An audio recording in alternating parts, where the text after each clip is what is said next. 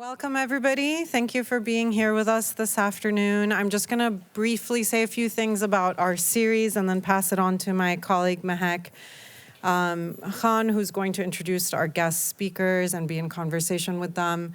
I'm Ozarine Vandervliet-Olumi. I direct Literatures of Annihilation, Exile, and Resistance. We've been running for about 5 to 6 years. We have a collaborative approach to research and programming. We have a wonderful board, some of whom my colleagues are here in the room, Francisco Robles and many others who've contributed to the success of this series, which focuses on writers who are really grappling with questions of exile and migration, and in the process of thinking through those things, actually creating really amazing, aesthetically innovative work on the page, pushing the frontiers of the novel and the poem. And we're so excited to have Jamil, John Kochai, and Aria Aber with us this afternoon, and I'm really grateful to Mehak Khan for inviting them and hosting this.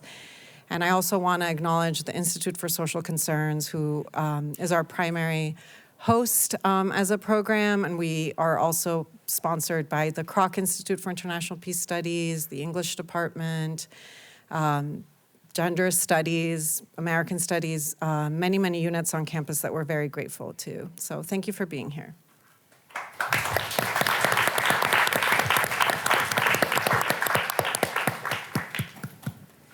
Can you all hear me? Okay. Hi, everyone. Thanks for joining us on this beautiful Thursday evening, actually. Conversation with Aria Aber and Jamil Jan Kochai, two young and, dare I say, millennial writers. I'm very excited to be in discussion with today. Many thanks to the Institute for Social Concerns and the Literatures of Exile series, everyone involved in planning, especially Judy, Ozarine, and Nikita for making this possible. The series continues to produce events that I most look forward to attending, and I'm really grateful for the opportunity to be hosting today in front of this animated audience here in McKenna Hall at Notre Dame. Aria and Jamil have been so generous with their time, hosting craft talks with the MFA students earlier in the day, and I'm sure everyone here in the department and the university community generally are really excited to hear more from them tonight. So here's how the evening will proceed. I'll introduce each of our speakers, and then you can listen to them read from their powerful and moving work for us. Following this, we'll be in a discussion for about half an hour, loosely around the topic at hand, which is millennial politics. Millennial aesthetics and global politics. But millennial politics also, obviously. And I can say more about that sort of later on in the evening. This will be followed by a brief Q&A. You all have a QR code that you can put your questions into, and then Ozarine will select them, and they will appear magically on an iPad that's next to me, which is a new thing, but we'll figure out how that works as we get there. And then our writers will be at hand to sign books at the reception just outside. So without further ado, Aria Aber was born and raised in Germany and now lives in the United States. Her debut poetry collection, Hard Damage, won the Prairie Schooner Book Prize and the Whiting Award.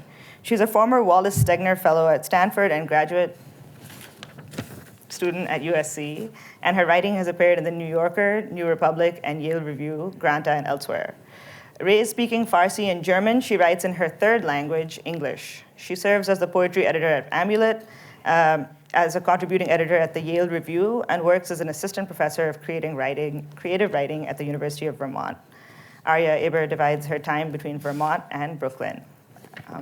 Jamil Jan Kochai is the author of The Haunting of Haji Hotak and Other Stories, a finalist for the 2022 National Book Award, and a winner of the 2023 Aspen Words Literary Prize and 2023 Clark Fiction Prize.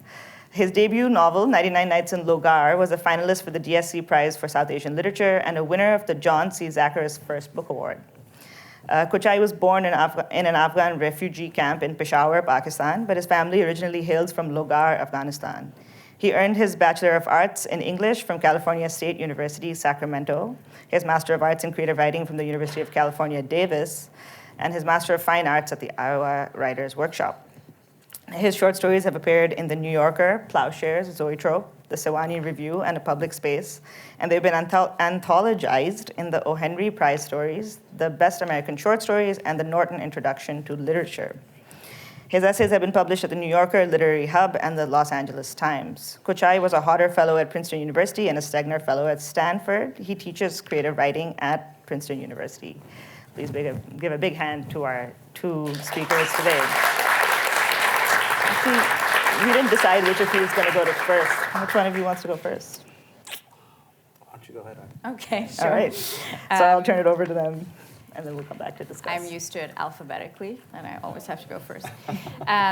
So I'm going to read from one of the final chapters from my novel Good Girl, which was published last year. And the novel follows the story of a 19-year-old protagonist. She's German-Afghan, grows up in Berlin, in kind of this brutalist building, which she hates.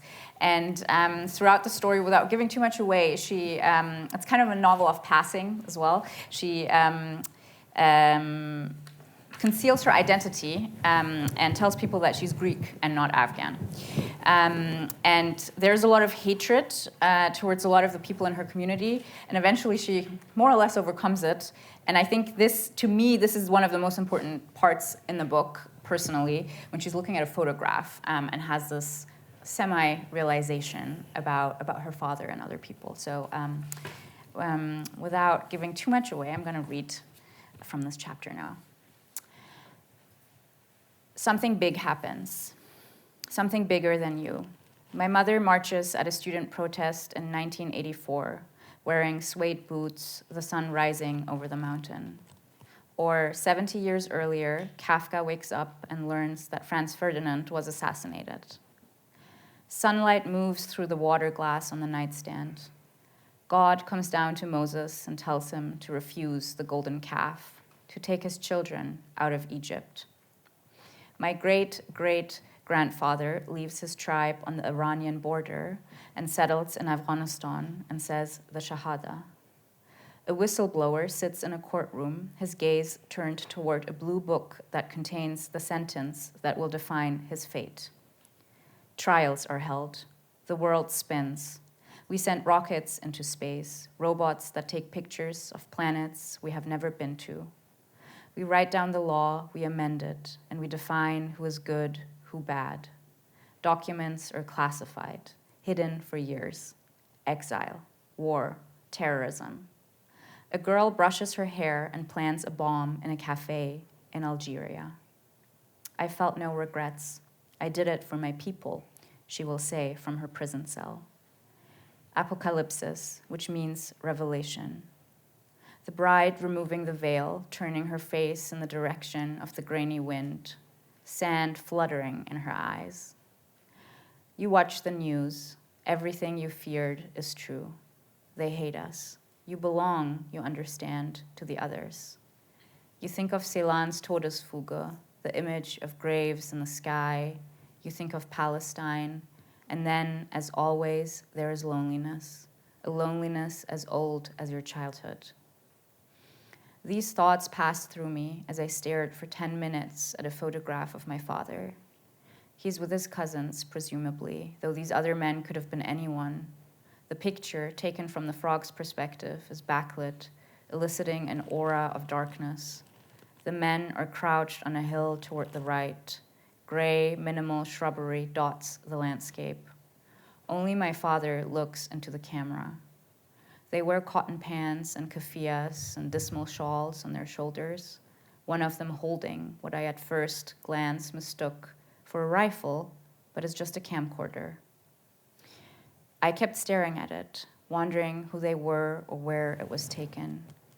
Then I put the picture back in the notebook where I'd found it, where years ago I must have left it, either as a note to myself or to hide it.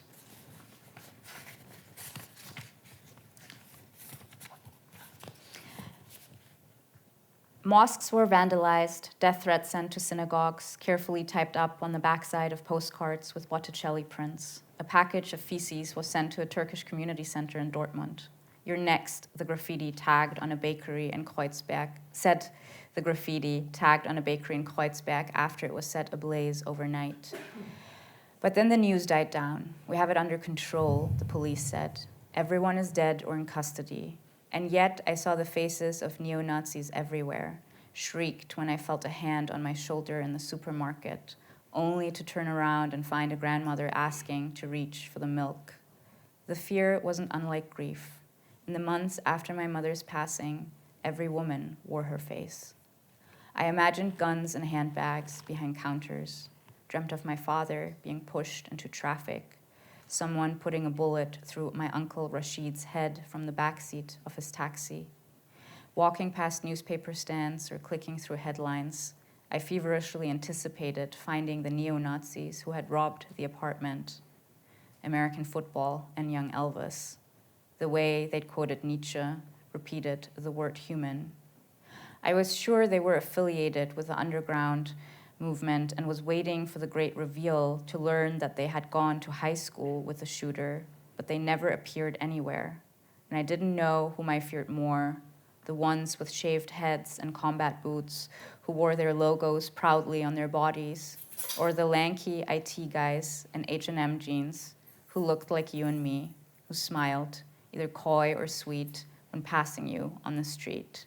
What we loved, what they hated, it all touched and lingered in the dark like a fine blue gas enveloping the forests and rising slowly into the city and settling in our lungs. Thank you.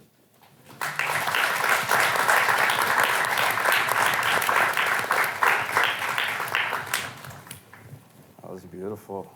I'm going to read from a story called Enough.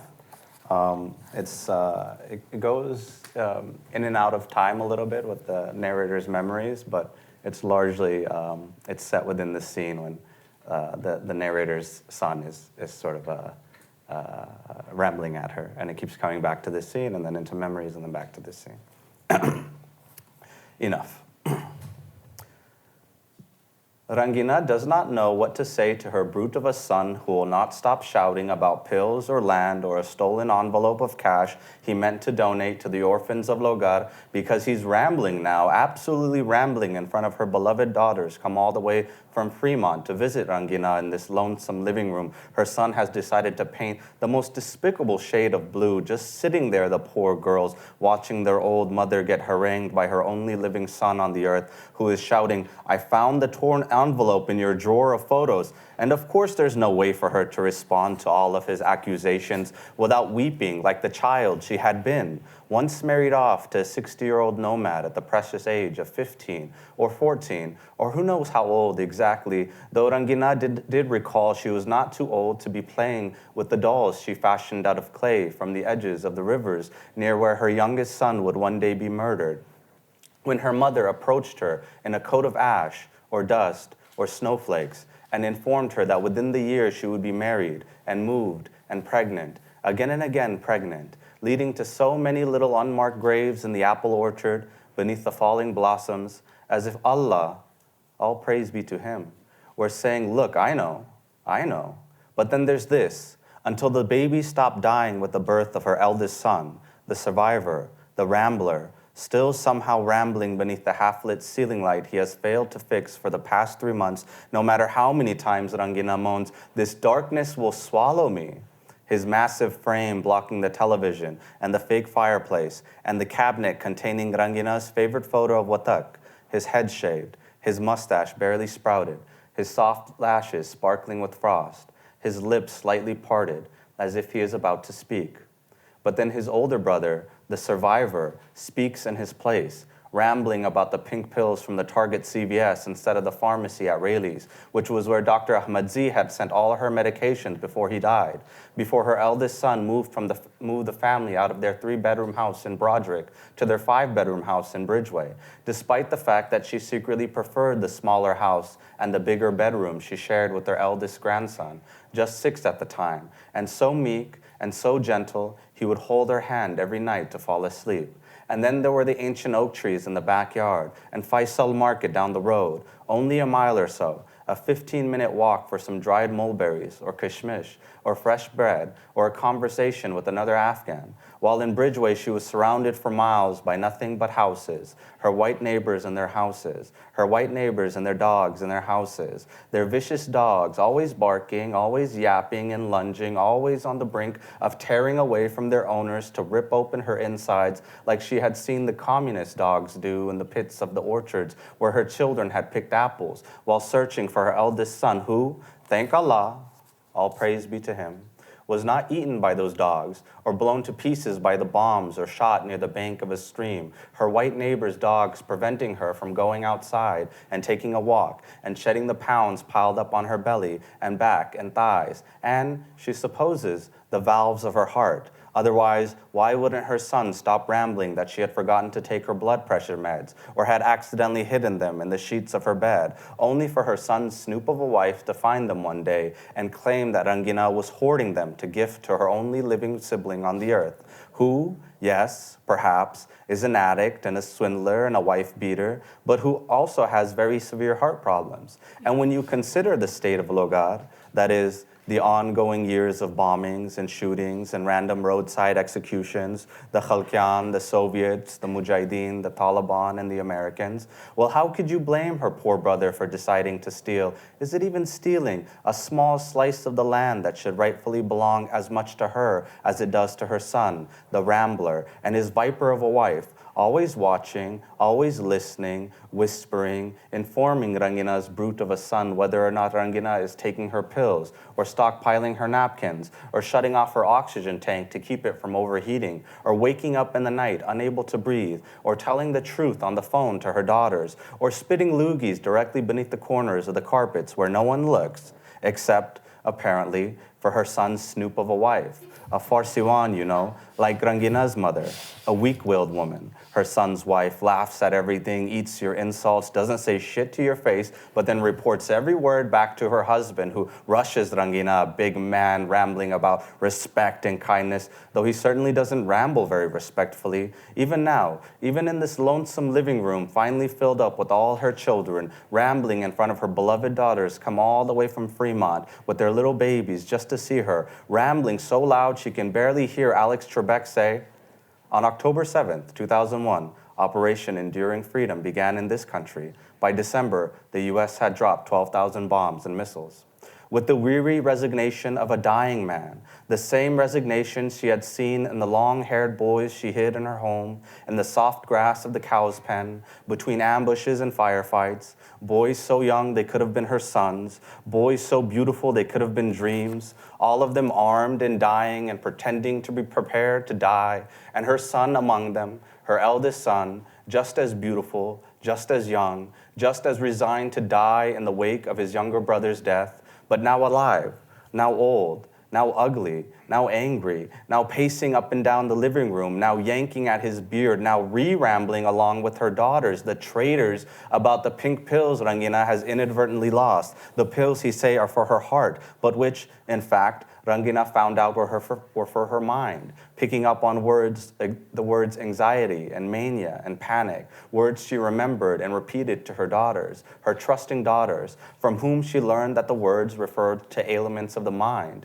not the body, as if Rangina had become a madwoman, as if she couldn't beat her entire family at checkers, as if she weren't still memorizing surahs every night and day, as if she weren't at the very peak of her mental faculties, no matter what her son's wife had to say behind her back when she was talking on the phone in the yard, beneath the cherry tree, all day in the yard or in her bedroom or at her brother's house, leaving Rangina most days all on her own, in this house so empty, so dark, so quiet, her grandchildren in their bedrooms playing games, watching TikTok, leaving her alone with her couch and her breathing tubes and her television and her favorite photo of Watak and her oxygen tank, which, she had heard, can sometimes randomly explode in this house made of sticks with its fence barely 6 feet high, barely an inch thick, completely incapable of protecting her from the neighbor's dogs or the registered sex offenders that live 2 blocks away, let alone burglars and rapists and Richard Ramirez and Eddie Gallagher and Robert Bales. Nothing like the walls of her home in Logar, 20 feet high, 4 feet thick, and strong enough to withstand rockets and missiles and bullets from the Soviets coming for her second eldest son, Watak, whom, Nonetheless, they kill, whom they killed, by the bank of a stream, near the water, rushing water, so heavy, so light, so early in the morning that frost still nipped the leaves and snowflakes fell mysteriously from the heavens.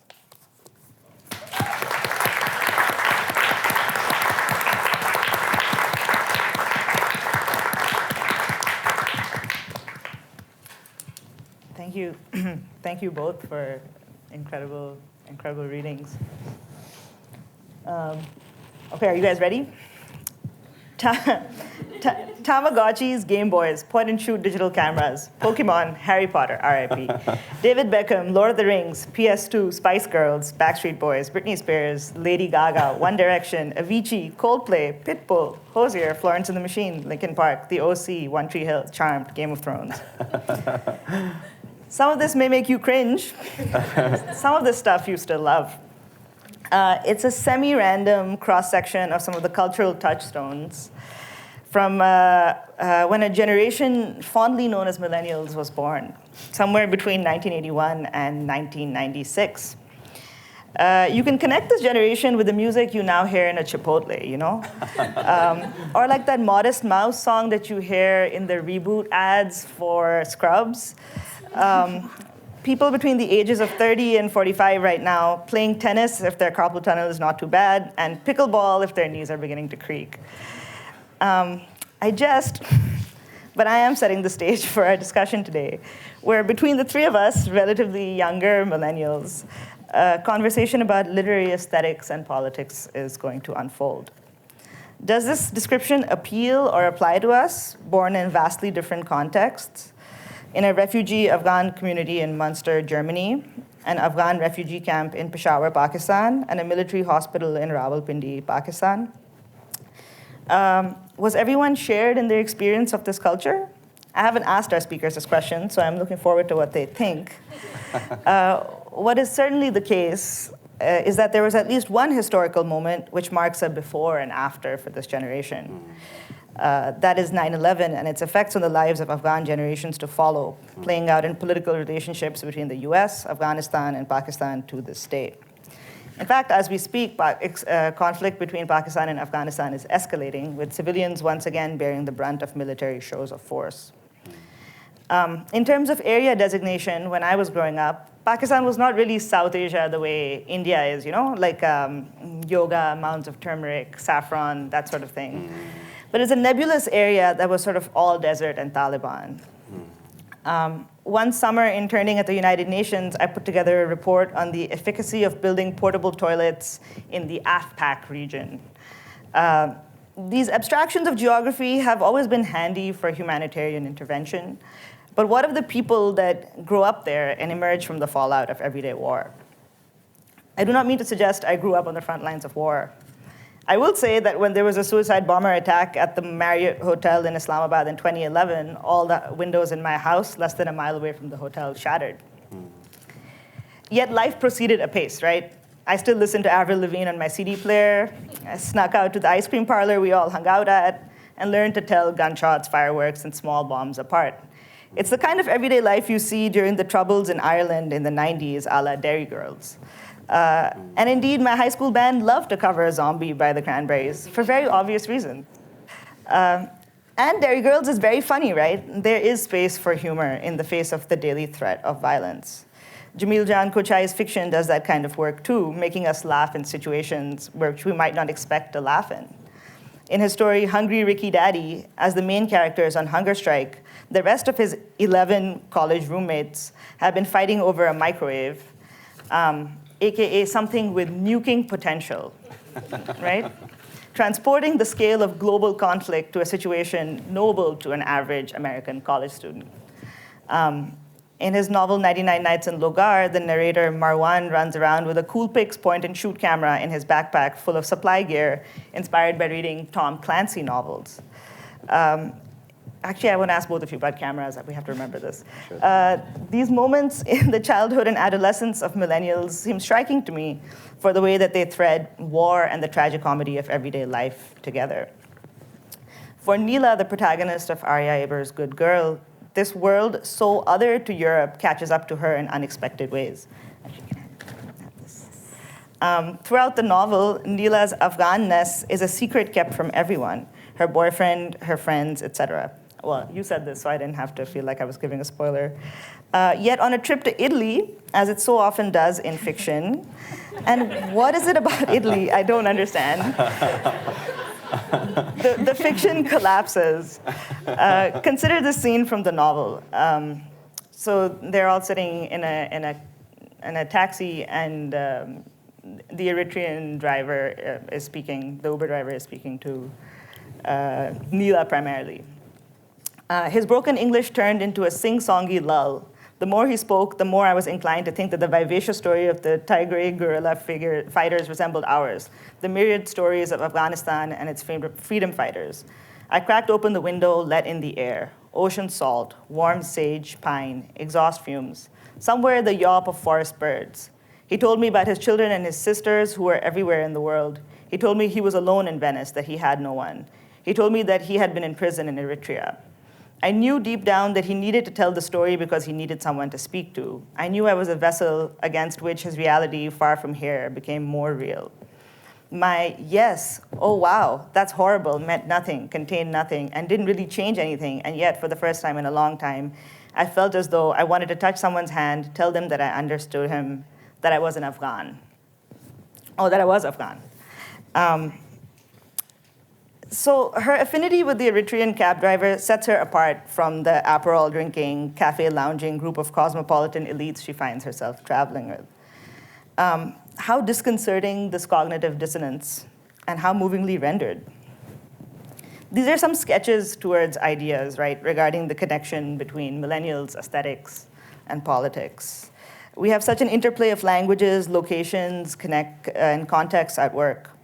I look forward to this conversation being wide-ranging and moving in many directions, but here's a gauntlet to kick things off.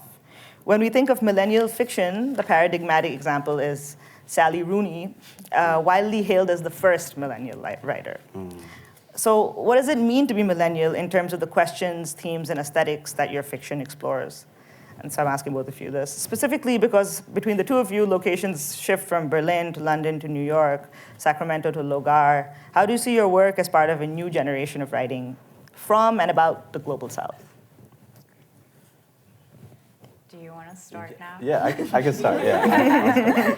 I mean, I really do think like you hit the nail on the head with much of your introduction. For me, when I think about millennial writing or the millennial generation, like much of it does circulate around 9/11 and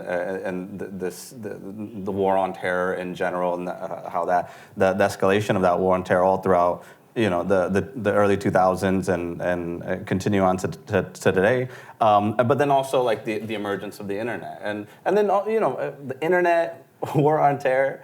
And I think like this like contemporary mode of capitalism that we're living in. Like I really feel like looking back now, I really feel like all our art and culture, like right around 90s and 2000s, like everyone just started rapidly mass selling out. And and like for me, like hip hop in particular in like the 80s and 90s went from at least many modes of hip hop. It went from being very overtly political, and it was about police violence, and it was about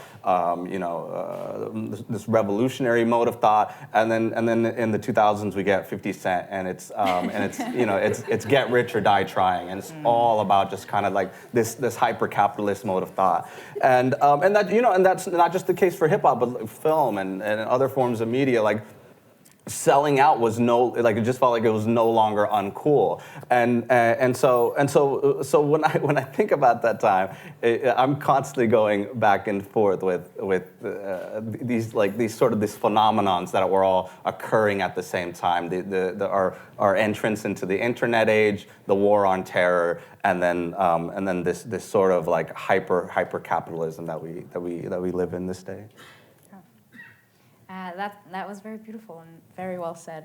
I mean, I don't know. What are millennial aesthetics? And it's interesting that a lot of them are being regurgitated right now by Gen Z or Gen Alpha. And that there is this nostalgia for what they now call indie sleaze, which was like my kind of subculture, you know, which I situated Neela inside of as well. She ends up working at American Apparel, which to me, this part of that, you know, the Fleet Foxes and whatever else was going on at that time. And I completely agree with what Jamil said about this explosion that happened concurrently with, I think, globalization becoming this thing, you know, which was also related to the internet in some way. And it was amazing to grow up on the internet. There was like a scrappiness to it. And I feel like now so fatigued when I look at my phone because it feels like I'm going through Times Square. And I really nostalgically look back at that time when the internet was full of possibilities and reinvention, but also techno changed quite a lot. You know, electronic music also used to be an underground, like emerged out of an underground movement in Detroit, you know, in this post-industrial place. And now, the early 2000s allowed that, and I think the fall of the Berlin Wall in the early 90s led to that. And then what else did I want to say? Oh, yes, that it's kind of bracketed between, for me, there are these 2 points, 9/11 and then Occupy Wall Street and Arab Spring. You know, like those are the two millennial moments for me. Like the first when you were a child and everything changes before and after, and then the second for me at least was the Occupy Wall Street moment in 2010. Yeah. And so how do you guys see, how does this affect the way that we might be writing? Well, I mean, I think Aria brings up a really good point with like the sort of, I don't know if it's the advent of globalization. Certainly, like globalization was already in this process. But I remember, you know, one of the central concerns that I had when I first started writing was this kind of, you know, it was a sort of very nationalist way of thinking. I kept asking myself, do I, as someone living in America, have the right to write about people in Afghanistan? And you know, I don't mean to dismiss the question. I still think it's an important question. It's something that I continue to struggle with and doubt. But now, you know, when I'm thinking about how like it's time and space have sort of collapsed to such a degree, and everything is so interconnected now. You know, in the 90s, my mother would only be able to call her parents in Afghanistan like once a month. She had to get a phone call, and they would have to drive from the countryside to the city in order to find like a landline in order to call her. And now she's literally on, WhatsApp with them 24/7. She talks more to her sisters in Kabul than she does to me. And so there's something about that collapsing of space, that collapsing of time, this collapsing of distance. It has led to some like nice moments like that, with my mother being able to reconnect with their family. But it's also like quite horrifying in other ways. You know, the way that war can now be transported directly onto your phone screen, and so that has dramatically impacted my writing. It's dramatically impacted how I think about time and space in my fiction, and how reality can sort of be conceptualized and presented in a narrative. Yeah, it does seem like immediacy plays a big role in your writing in terms of, let's say. So you're writing a book on TikTok or writing a TikTok book right now, but like there's a kind of, there's two things. One is, there's a couple things I want to think about. One is this technological form and the way it changes the way that we write. And one would think that means that people are writing shorter things because of attention spans or whatever the AI fear-mongering is about. Yeah. I'm not super interested in that. Yeah. But based off of the fact that, you know, this is a hefty but like realist, like full world building kind of novel, not like a spare, like minimalist novel, and also your sentences, even from what you're reading, right, are maximalist. Yeah. That there seems to be an impulse to, just to be maximalist, to be exploratory in a way that I feel people don't often allow themselves to be anymore. Yeah. And so it seems to me kind of interesting that is a specific thing that both of you seem to be interested in. I agree. I mean, I am interested in maximalism. I'm also immediacy. I am interested in and simultaneity. You know, like I'm kind of like because that's also so quintessential to the exilic condition. You live in exile. You're in two places at the same time, even without the phone. But then with the phone or with the internet, it like I just feel splintered and fragmented at all times. And then there are ads coming in and all these other stimuli. And in some ways, I'm obsessed with the idea of representing reality or consciousness in this fragmented, splintered way. I'm constantly searching for a form for that, and I like the idea of like the poems. I wrote a poetry collection first before I wrote my novel, or the novel like kind of spilling over. You know, like something that's bursting at the seams, that's about to explode almost. Like that's what I'm interested in writing and creating. So I think that's. But maximalism, I also have to say, we were talking about this earlier at lunch. Like writing a long, hefty novel that has that kind of attachment to realism and wants to build a world, you know, it takes a lot of time. And I had a lot of time because I was doing fellowships and didn't have a full-time job. And now I don't know what my fiction will look like, because I look at some of the books that some of my colleagues or former professors are writing, and I'm realizing they were writing them on the side and on the fly while taking care of children and going to work. And there's a reason why they're quite short, because they, you know, it's just, it takes a different kind of attention and sacrifice to create that kind of world. Yeah. Well, let me ask you now about intertexts, which is not specifically a millennial question, but is a question that seems, well, citation seems to be a millennial thing. I feel like Gen Z is not sort of interested in like building worlds based off of previous aesthetics in the same kind of way. It's kind of iconoclastic in a different way. Yeah. I have no shade to Gen Z, all my students in the room. I love you all. But Kafka seems to be a key intertext for you, Aria. And for Jamil, you pull from a variety of sources, highbrow, lowbrow, Tom Clancy I was talking about earlier. And we've been having conversations about canonicity, et cetera.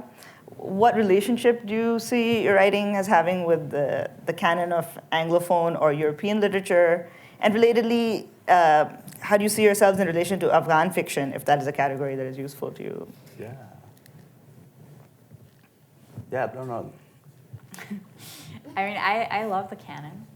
And I think, I mean, I love and hate it, right? Like, in a way, it's constantly there, and I'm writing against it because it existed before me, and because I am writing in a language that is Western and English, but I was raised in Germany, so German is my default language, and I constantly go back to those texts. They're just like saturating me. But why I chose Kafka in the novel was to have like this connector for my protagonist that she could look to, like this bridge into the past within the language of the country, another outsider, right? Like Kafka is thought of as, I think Walter Benjamin calls him as stuck between two worlds. On the one hand, there's like the mystical, traditional world of Judaism that his parents are from, and then, or his family is from, and then on the other hand, you have Prague at the beginning of the 20th century, becoming a cosmopolitan city, and like urbanism kind of rising.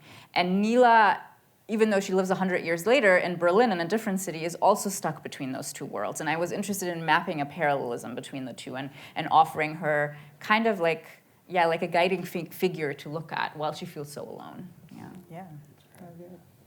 Yeah, you know, I mean, within the Afghan tradition in particular, like Afghanistan has such a rich tradition of poetry in particular, but then also like oral storytelling as well. And these stories that are sort of passed down from one generation to the next. And I remember like when I was first studying writing very seriously as an MA student, I was constantly like I was perplexed by this question of like what is worthy of literature and what counts as literature. And so initially I was writing these very like philosophically heavy, it's kind of nihilist short stories in the mode of, I don't know, like Cormac McCarthy or something like that. And it was all very, very bad. And I look back on that, and it's not good writing at all. And like so a really pivotal point for me was sort of I don't know, this idea of like opening up the canon or opening up like what counts as literature. And once I sort of did that, and first it was like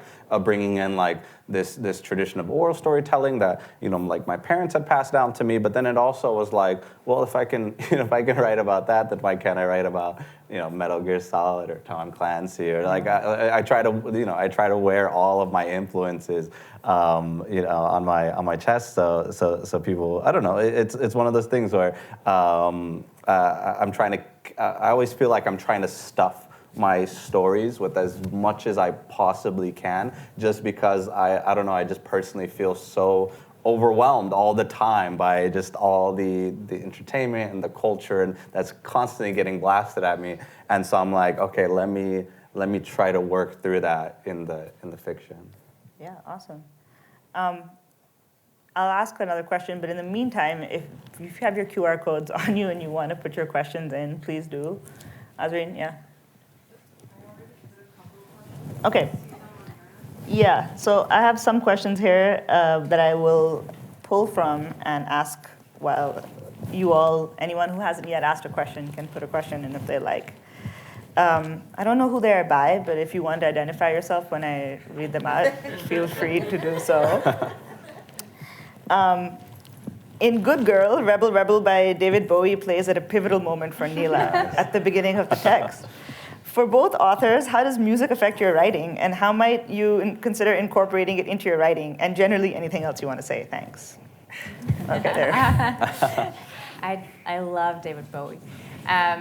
And I was actually, I don't know how that made it in. To be honest, I was listening to a lot of David Bowie while I was writing Good Girl, which is funny because I usually don't listen to music while I'm writing. But this book is steeped in nightlife and in techno music and all these other kinds of influences.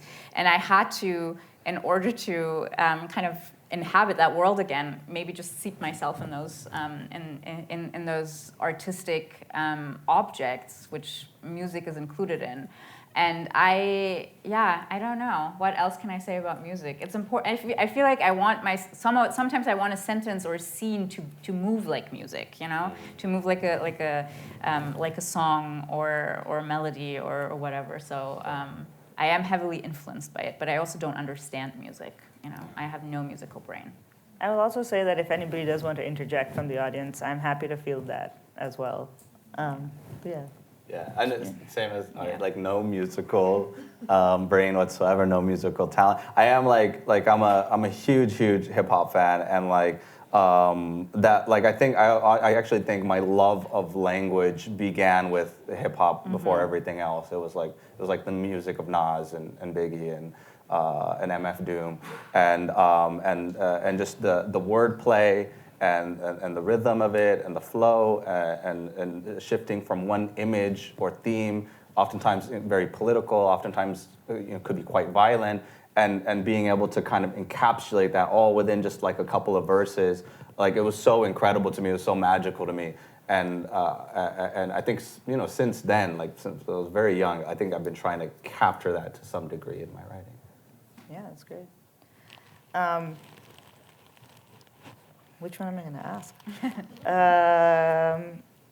This is interesting. Okay, so in both texts from both authors, there are moments where faith is present. How has faith influenced your writing? Who wants to identify themselves for that? I'm just having kind of fun with this, but it's faith or fate? Faith. Faith. I mean, faith is always on my mind.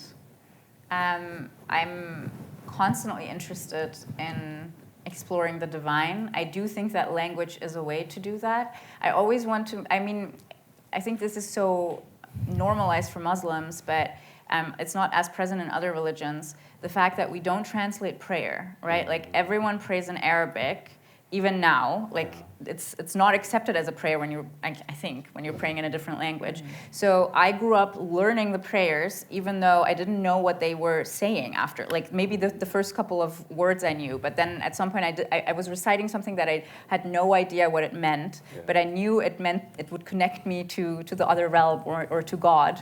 And that to me is poetry, I get goosebumps even talking about it. So language is the body of God in that way, you reciting it kind of brings you closer to the divine. So I am always, and I think of the alphabet as this thing passed down by my ancestors. I mean, obviously it would be the Persian alphabet probably, or Pashto initially, before they became Persianized, but it is English, and like ancestors in a broader, more human sense. So you work with them that way, yeah. Yeah, for me, like I'm thinking now back to like literary influences. Like the Russians are pretty fun, foundational to how I think about faith in my writing in particular. How Tolstoy writes about God, how Dostoevsky in particular, like Brothers Karamazov. It made me weep for a number of different reasons, but in particular the way that that text like approaches like the idea of faith and Tao, and it's something that I carry it into my writing. I think thematically as like a subject matter, but it's also I think it's pretty pivotal to how I think about writing as a practice as well. For me, writing fiction, it's kind of this strange contradictory act of like, or maybe not contradict, but like intense faith in where the story is going, but also constant doubt. And I think both are really pivotal. I'm like, it's really important that I'm doubting everything that I'm doing on the page and questioning it. But it's also like, it's this, I don't know, it feels also like this supreme act of faith, trying to create something out of nothing and then giving it to the world or to my reader. The best case made for the Quran being divine language versus being man-made language is that it is beautiful, actually. It's like you can't match the cadence of the Arabic in the Quran, hence it must be divine. And so there's an aesthetic argument to be made for the quality of that language that I kind of love as a connection between aesthetics and faith. It's something I think about a lot, actually. But here's another question that is kind of connected to this question of maybe mythic styles, because we were talking about Afghan fiction and what that might contain, but the folk and the oral storytelling format seems to be kind of important to you, Jamil. Yeah. In 99 Nights in Logar, the shift is between realism and surrealism. What does this type of fiction allow you to express about Afghanistan that realism alone cannot? Well, one of the things that I kept running into and that really made me like question what I was trying to accomplish with my writing and question my own outlook on the world and my own philosophical leanings was like I would hear these stories. For example, my uncle once told me a story that he was biking on a village road in the dark and he had a bag of apples with him. And then a jinn jumped from a tree, fell on his head, knocked him off his bike, and then stood over like a distance away and was sort of staring at him. And then he offered the jinn a few apples, and then the jinn disappeared.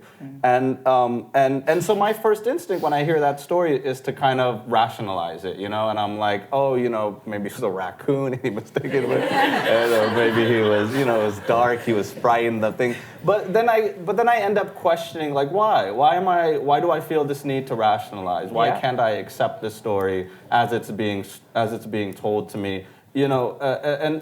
There's another story where, shortly after my father's sister was killed in a bombing, and so he'd gone to their home to find to sort of dig through the rubble, and their bodies were sort of scattered to bits, and so he was collecting the bodies and he was burying them. And then that night he had a dream, and in the dream his sister was telling him, "Give me back my finger," and he was totally perplexed by the dream, and then but when he woke up in the morning he found that he'd accidentally slipped one of her fingers into his vest pocket, and then he went to return the finger. And so, and I encounter these kinds of stories constantly from family members. And so when I hear a story like that, it just seems, I just don't know what to do with realist storytelling anymore, with the realist mode of imagination or with realist narrative in general. For me, it feels, absolutely necessary at that point to verge into something, beyond realism. Whenever whenever it feels necessary within the story. You know, I'm constantly trying to figure out what the story wants to do as much as what I'm trying to accomplish in terms of genre. Yeah, it seems like metaphor also doesn't work in this regard, right? Mm-hmm. Like you need to like give it whatever shape the story is taking, and not try to analogize or try to say it is like something else. It is its own strange thing, and just like letting it stand seems to be like part of the trick. My global aesthetics seminar this semester as graduate students have really been thinking about these kinds of questions, because it seems hard to exactly pinpoint what makes sort of forms like this understandable, but also like this like resistance to rationality that they're forcing upon you. Surrealism forces upon you, or magical realism forces upon you. And I guess I don't ask questions about magical realism anymore, because it has both become baked into global fiction and is like a tool you can use and not use if you don't want to. But it used to be the only way to talk about, say, the post-colonial novel in the 70s or 80s, right? Like it is magical realist or nothing. And I think Rushdie was quite annoyed by that, because he was like, well, what if I just want to write postmodern fiction? Why can't it be postmodern? Why does it have to be magical realist? Like, what is the difference there between those categories? And it seems like we have less pressure now to sort of be one or the other, or it's a grab bag of tools rather than aesthetic I don't know, pantheons, and you can only be in one of them or something. Are there other questions? Okay, there are other questions. Thank you, Azri. The weird thing is that I can't scroll because it's locked in. So if you could put the questions at the top, then I can see them. But if they're at the bottom, I can't. Hilarious. Yeah, this is. Well, they told me, they were like, you can't change anything about this, and it's mostly to protect me from messing this up, I guess.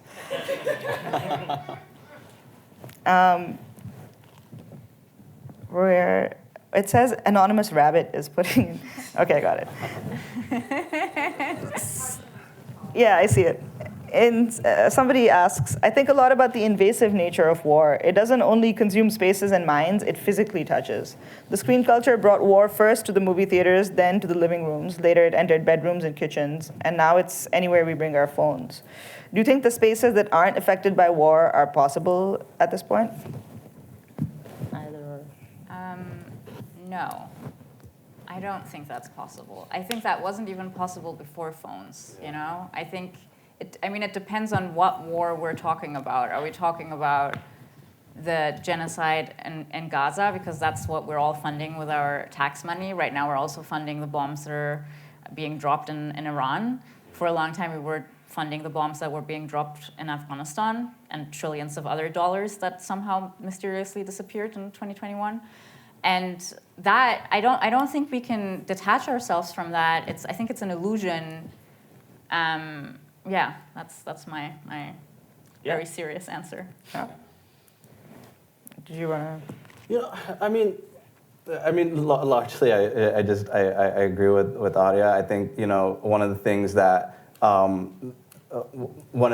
sort of is happening is ongoing, is that like the intense like foundational, fundamental violence that runs through our entire society. It's I don't know for the first time, but it's beginning to become more apparent just because of, you know, things like, because everything's becoming more globalized, you can see war crimes on your phone now, which is why there's these huge efforts now to make sure that TikTok is censoring that sort of thing, and that these other social media apps are no longer showing war crimes. And but like this intense violence runs through everything. You know, the shaping of the trees outstairs is done through like exploitation of immigrant labor, and the way that these buildings were built. It's all, you know, the paving of the roads, the geographical shaping of how this city is constructed. It's all incredibly intensely violent. It's all rooted in genocide or exploitation and war. And I just think like this is, I don't know, you know, it might be the case that this is the first generation that's really coming to terms with that on a really massive scale, and that. And I don't know, you know, it feels like there's sort of a reckoning happening, although I don't know, maybe that's exaggerated, but No, I think it's true. I mean, people say it's not the first genocide in history, but it is the first genocide that's televised. Right, You know? Yeah. right. Documented. I'm going to ask one last question, and then we can open up to reception, where there will be books that you can buy and get signed. Somebody asks, I appreciated how Mehak opened up with the personal/testimonial because it situated how many of our lives, myself included, were surrounded by different forms of militarized violence. Something I enjoyed from 99 Nights in Logar was how the story does not shy away from the violence and reimagines an aesthetic way beyond trauma or historical narratives, one that acknowledges the vitality and humor of life. Thus, how do you, it's all caps, I should say it like that. How do you navigate narrating trauma while still predominantly focusing on living? I just both. Well, Aria, this morning you were talking about writing the dead also. Yeah. Can you repeat the last part of the question? How do you navigate narrating trauma while still predominantly focusing on living? I don't know. Yeah. I mean, I just feel like it's my... I asked a question earlier today during my craft workshop, which was about writing the dead and the elegy. And I asked a question during the writing exercise, which is what do you owe your dead? You know, I have very specific dead people that I have in mind when I'm writing. Actually, I do write for them in some sense, and I feel like I owe it to them to write the like undocumented histories, to like write into the lacunae that like exile and war create, especially in a country like Afghanistan where there is like a 90% illiteracy rate, and so many of the archives, even the attempts at archives, have been destroyed because the country has been at war for over 4 decades. So I feel like, I don't know, I just feel like it's my job, and it's also my job to live. But it could be a healthier relationship to bridge those, you know. I mean, I think I take a lot of notes just from my parents and the way that they've approached narrative, the way that they've approached storytelling. And how it's always like, you know, whether it's a story about war, whether it's a story about death, there's always, you know, there's always humor embedded in it. There's always some sense of a life continuing to be lived. Because, I mean, that's what people keep living during war. They go out and they have to buy groceries, they have lunch, and they give weddings. My cousins, they would build up little walls so that they could go out and, you know, cut the wheat in their fields, and then they would hide behind the walls when the bullets would fly by. Like, people find a way to live, and they get married, and they have celebrations, and so all of that, I think, you know, it comes, I don't know, I think it comes back to that idea of maxillas. Like, all of that, I feel like, needs to be captured. It can't just be, I mean, I guess it could be, but for me, it can't just be the violence. It can't just be the trauma. It's the humor, it's the laughter, it's the music, it's the dancing. It's all of that has to be there too. Amazing. I think what better note to end this conversation on. Thank you all for coming. Thank you all for...